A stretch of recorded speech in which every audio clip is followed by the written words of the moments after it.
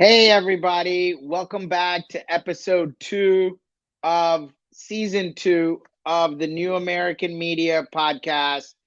I have a special guest here today. She has come all the way from Miami, Florida, one of my favorite places, beautiful town.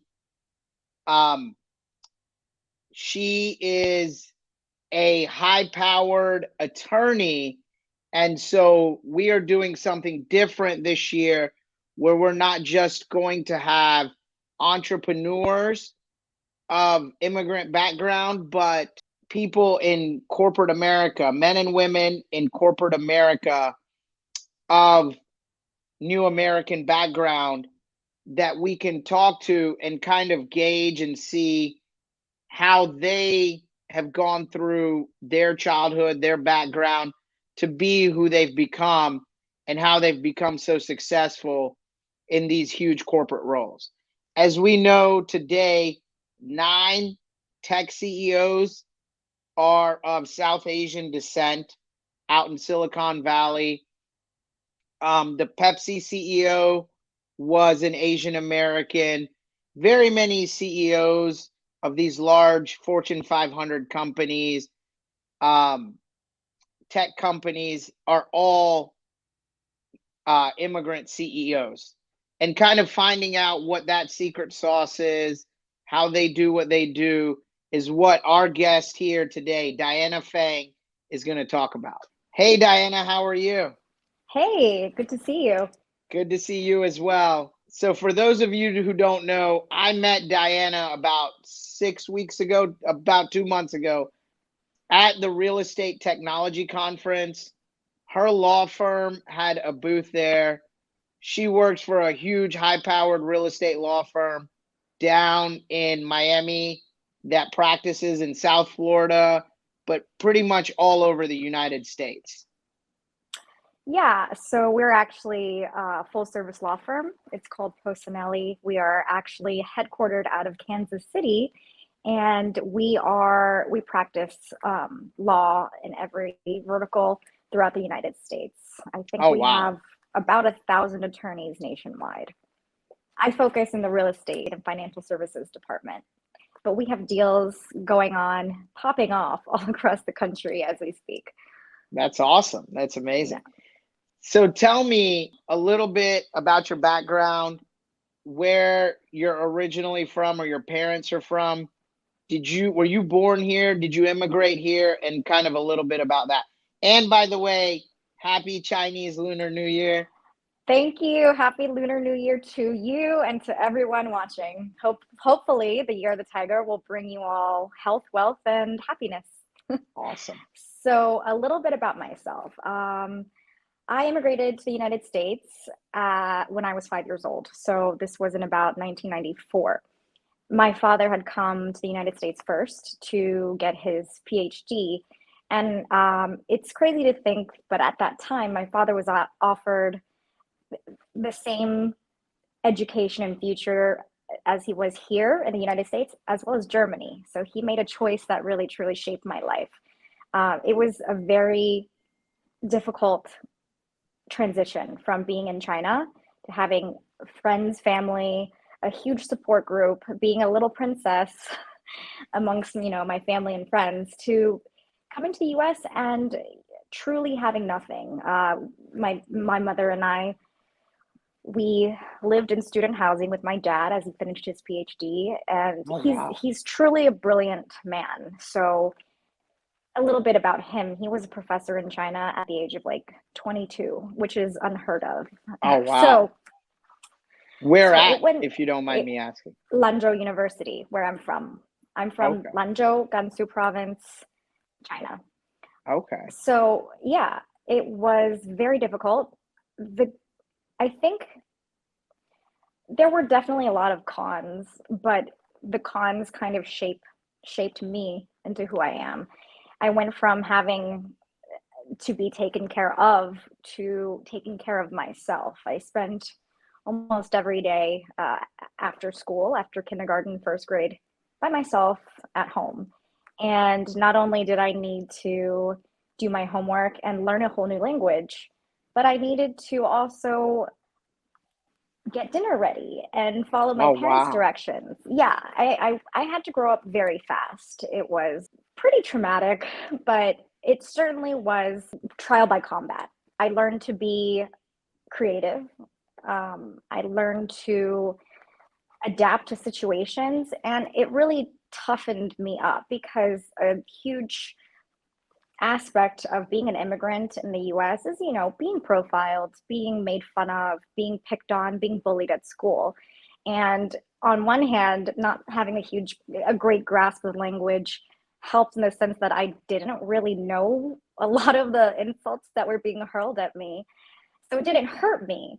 But later on, I look back and I think, wow, kids are cruel these days, so 100%. yeah, they are cruel little things. Did you have to take English as a second language as well? I did not have to do that primarily because my father, who is a tiger dad in every sense of the word, I had to copy books every day after school. So Oh, wow. at 5, I copied books every day. I had to copy X amount of pages, and my dad would review all my work when he got home. And as I grew up, the copying of books went to dictionaries to specialized workbooks that prepped you for, SAT in college. So it was a pretty grueling childhood. That's intense. Oh I yeah, thought it my was. parents were intense. That's Oh intense. no, they were very intense. So yeah, it was a stressful childhood, but I think that that's what allowed me to be able to accomplish so much of what I have and to do it kind of on my own. Obviously, the first generation of immigrants, well, I'm actually referring to my parents, really. I mean, there's a lot to be said for people who move across the world with very little, with, no understanding of the culture, of the language, and so forth. So all the respect to them. But the experience of being an immigrant child, I think, is what makes me have the drive that I do and have the thirst for success that I do. I don't think that I would have the same drive without the experiences that I've faced.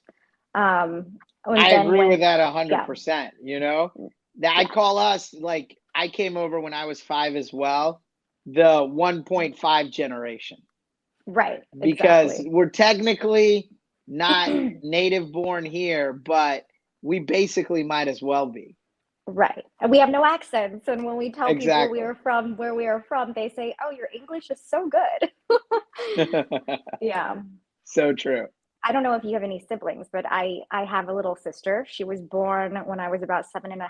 So it went from just Diana taking care of herself every day after school to Diana taking care of an infant every day after school. So it just made me very fiercely independent, which I appreciate. I think that our education system woefully underprepares our generations of children for what reality is. And I certainly had a lot of friends who had that harsh reconciliation when they Right, left to right. college. But, for a lot of us who, have been living the real world all along, it's not so traumatizing or difficult or scary. So, How was it doing that transition from living at home? Now you have all of this freedom, you're in college. Um, Kind of tell us how you chose what you wanted to get into, being an attorney and into law, and what kind of pushed you in that direction. sure. So, I wrote a paper when I was in fourth grade about how I was going to go to law school and change the world. And I stand by that paper that I wrote and manifested it. As you know, being an Asian immigrant, we have a few options for us that would make any Asian parent proud. And my whole life Three had been options, chased. that's it. Oh, yeah, doctor, lawyer, engineer. Engineer, that's And it. exactly. So, I chose the lawyer route because it was kind of a idea that my parents had put in my head that I would be good for that profession and not as good perhaps for the other professions. And my whole life, it's been chasing approvals from them, from my family back in China, making them proud, making their sacrifice worthy. Um, in retrospect, there were many things that I was naturally good at that I was trained to do for many years, but then had to just let slip to the side as I furthered my career. So Talk about those things. What do you think that you were naturally good at that you didn't really get a chance to do as well or much of? right. So there's a thing with Asian parents where they want their children to be able to do everything, right? You need to be good at the arts, visual, music. You need to be good at um, school. You need to be this and that. It's like a finishing school expectation. Being But well-rounded. right, right. Being well-rounded, however, all of those things that you pick up on that journey cannot be a career. For example, I played 4 instruments growing up. My sister plays 8. We were Wow. not as That's well off, amazing. right? And I started when I was 11. She started when she was 4. So as my parents, established themselves, they were able to afford to send us to more and more classes. That's Um, why the younger siblings right. are always so spoiled. My little brother's so spoiled. Yes, and they have no idea or appreciation as to how spoiled they are. Um, 100%. yeah. So I also did art. I painted, drew, did portrait. I started winning art competitions when I arrived in the United States at 5. And that was something I was naturally good at. I'd taken lessons as well back in China, and I'd taken some more lessons in the United States. And that was something I was truly just good at, God given talent. Wow. That's But that awesome. wasn't really, that's the starving artist is also not really an option, is it? So, yeah, as I get Very older, true. yeah, yeah, as I get older, I make an effort to like reconnect to these things that I enjoyed in my past to try to make time for it. You've gotta share a painting. Maybe we can put it on the podcast in Maybe the I YouTube. will. Yes. I'll have to call my parents. Well, so now you were at University of Florida, graduate from there, and I believe you said you went to law school there as well, or at Miami? I went to Miami. Miami, You yes. The U. right, but you towards to go back to your original question as to what it was like the switch from being in a household with strict tiger parents to going to college. I mean, it was a breath of fresh air. It was so nice to do all the things that I saw my peers doing because, of course, I was not allowed to do anything, no matter how many A's I get, no matter how many varsity sports and clubs championed. It didn't matter. Just didn't have a lot of freedom. So it was nice to be out of the house and be on my own. And that's when I realized, well, Diana, you've got to make it. You've got to make it so you can stay free. So that's certainly a driving factor as to, achieving success is to not have to obey the whims of my tiger parents under the same roof again. No, 100%, Yeah. 100%. Once you Yeah. move out and you gain that freedom, it's hard to Yeah. ever go back. It certainly is. So, when you went to law school, how did you kind of pick going to Miami? I'm guessing you've been in Florida pretty much your whole life, similar to myself being in North Carolina my whole life after moving from India. Um, what made you choose Miami? And then kind of talk about how you ended up where you're at today and a little bit about that and what you see for yourself in the future. Sure. So it was not really what made me choose Miami, but a who.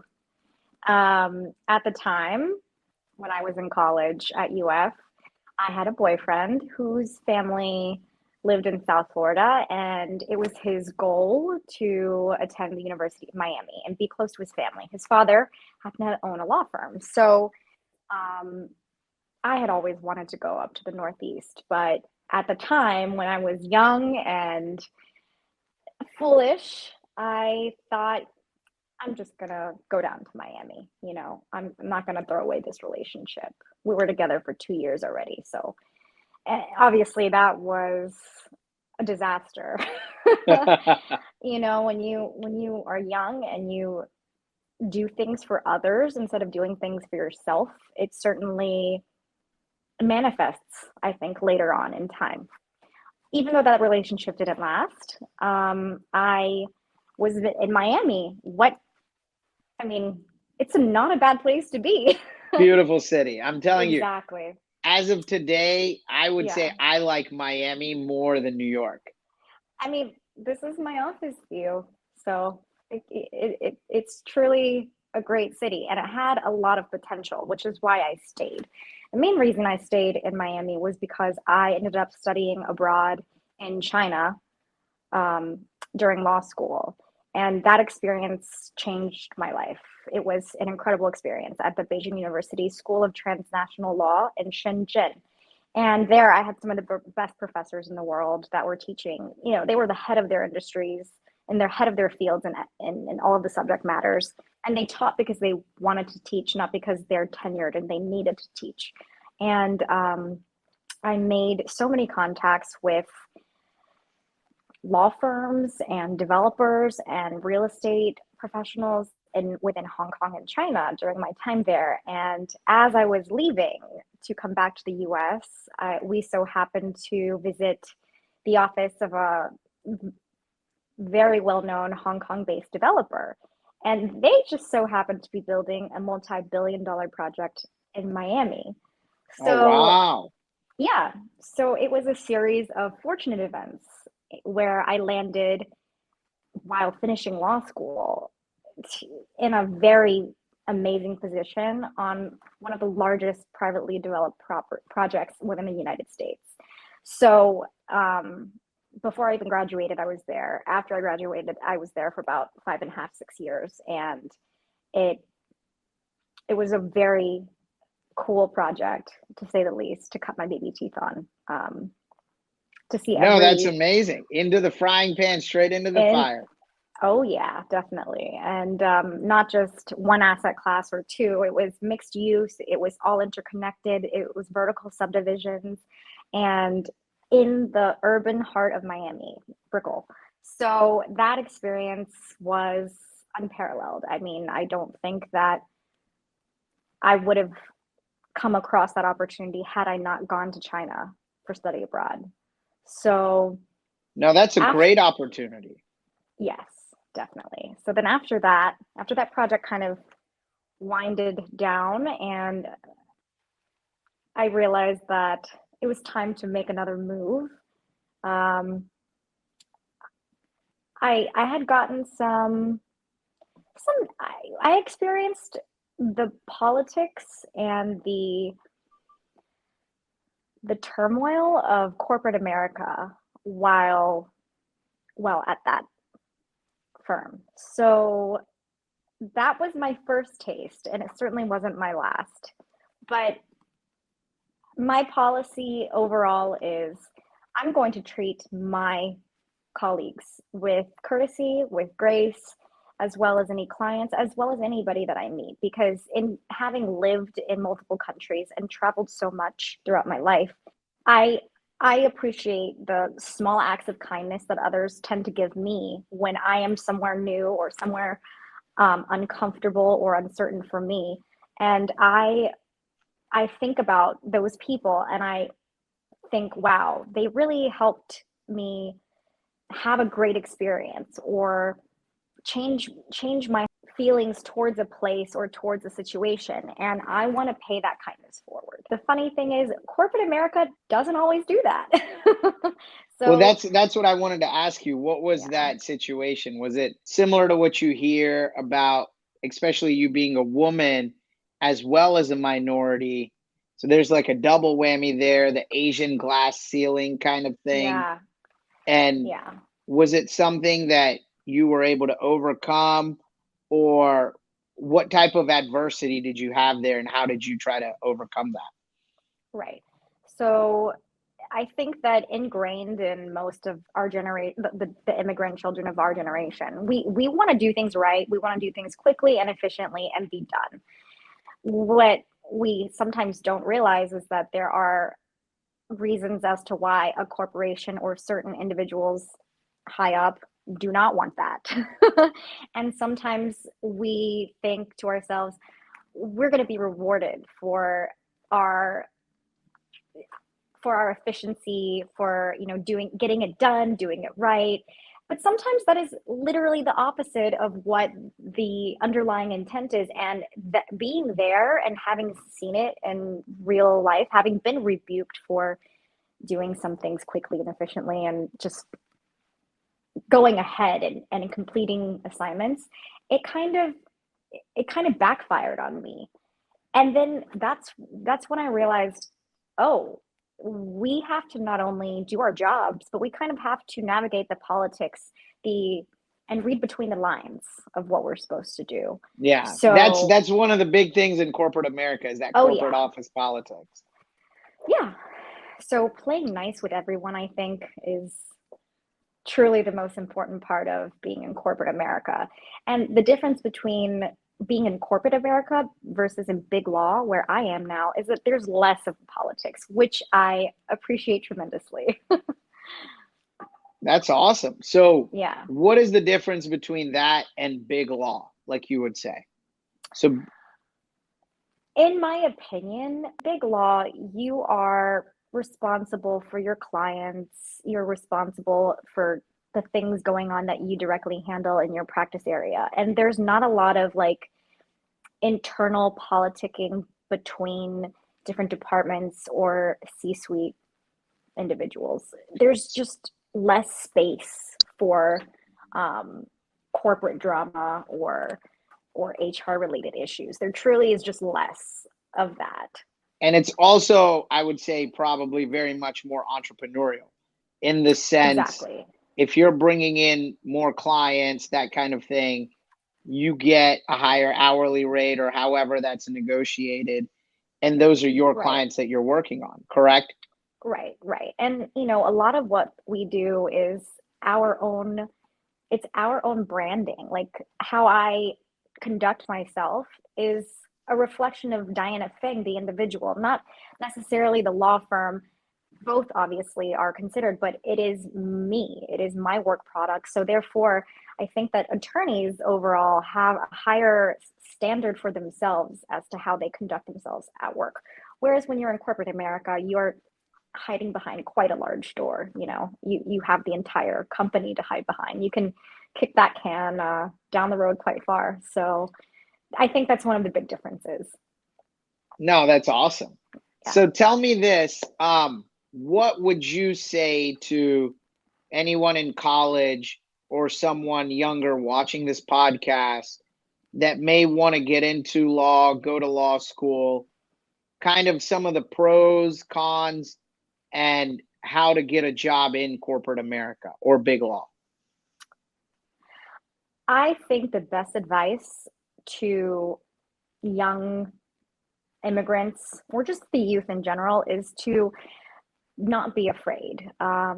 We are taught to be, in a lot of Asian cultures, we are taught to sacrifice our creativity um, for just staying alive, right? Finding a job that'll keep you alive. You're Right. fending for, you're fighting for an existence, but not, happiness. I'm not telling, what I'm not saying is do whatever you want.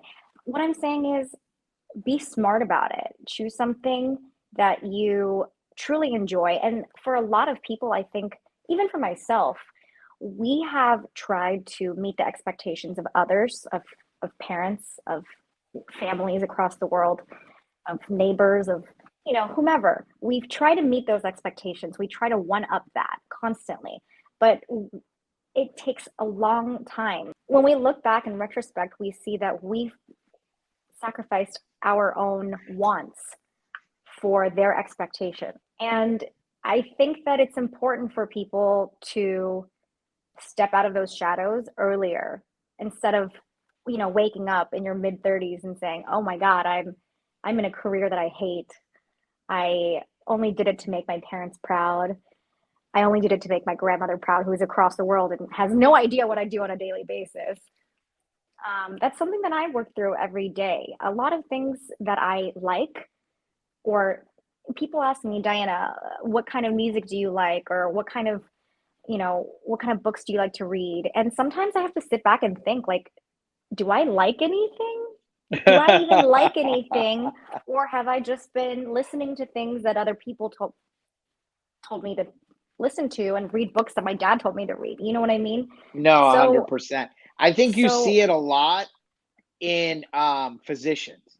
A yeah, lot of Asian, South Asian, just immigrant physicians I've seen, that yeah. burnout is extremely real. Yeah, it's like you kind of suppress your own personality to for the happiness of, your elders. And I think I invite people to think about it a little bit deeper before they rush into any kind of career, and get in touch with what your natural talents are. I think natural talents are very important. If you're not good at math, engineering is not for you, buddy. It's It's just, not. it's not going to happen. So, if you're not good at music, you're not going to be a singer songwriter. That's just not going to happen. Be realistic, but also don't blindly follow the expectations set upon you by your family or by society, because by the time you realize that it's too late, half of life will have gone by. And 100%. I yeah, love that. One of the things I guess you're saying, so everybody, Diana's saying, just instead of going to law school, med school, engineering school, just become a podcaster, a, an Instagram yeah, influencer. You know, yeah, we need, I think we need more Asians or just minorities in general in Hollywood. I agree. Become become a creative. I We agree. need more of you young people to become a creative. I think that the creativity of too many of us has been stamped out by the fear of our elders that we can't make a living. And it's a shame, because we are underrepresented in many aspects. I'm not saying don't go to law school. Go to law school. No, I'm The just thing messing is, with you. I think a lot of people would be great in law school. Maybe But they went to but med school maybe instead. you practice entertainment law, right? Exactly. Or something cool. Yeah. The thing about Asian immigrants, or immigrants in general, is that overall they've endured hardships that are not typical. So they are able to overcome obstacles like the grueling 3 years, or 2.5 if you were me, of law school, or getting a master's or a PhD. So these barriers are easily smashed. It's just the matter of the types of industries I think the future generations should be getting into. We need more representation in politics, in music and entertainment, and I would definitely podcasts. say in music and entertainment, um, Yeah, Asian men, I think, are not portrayed in a positive light in Hollywood, and maybe I will change that. I do have a treatment for a movie, but that's for another podcast, everybody. One thing I will tell you guys about Diana, she is the meme queen. She sends me the best memes probably every day, every other day. I don't know where you find those on Instagram or TikTok, but they're amazing. well, you If know you what want, they say about funny people, they're the smart ones too. yes, 100%. Is there anything you want to add in there? Your socials, your law firm, anything you want to plug? Now's the time. Go ahead. Sure. You can follow me on Instagram at fortunecookie89, and my law firm is called Polsinelli. And if you have any legal needs in real estate or otherwise, you can reach me at dfeng at polsinelli.com. Awesome. Thank you, Diana. You've been Thank you. awesome today. Thank you for Have a having me. wonderful day. Happy New Year. Thank you. You too. Take care. Thanks. Take care. Thank you, everyone, for watching or listening to this episode. It was something different for episode 2. I would like to thank Diana Feng with Polsinelli's law firm out of Miami, Florida, for coming on the pod. She had an amazing story of her childhood coming over from China at 5 years old to going to undergrad at UF, law school at the University of Miami, doing an internship at Beijing University in Shenzhen, and being involved in, a $200-300 million project straight out of law school. These are things I think as we grow into more episodes, you'll see that most immigrants are very comfortable being thrown from the frying pan into the fire because we've been doing it our whole lives. And again, thank you, everybody. Please like and subscribe below. I'm out.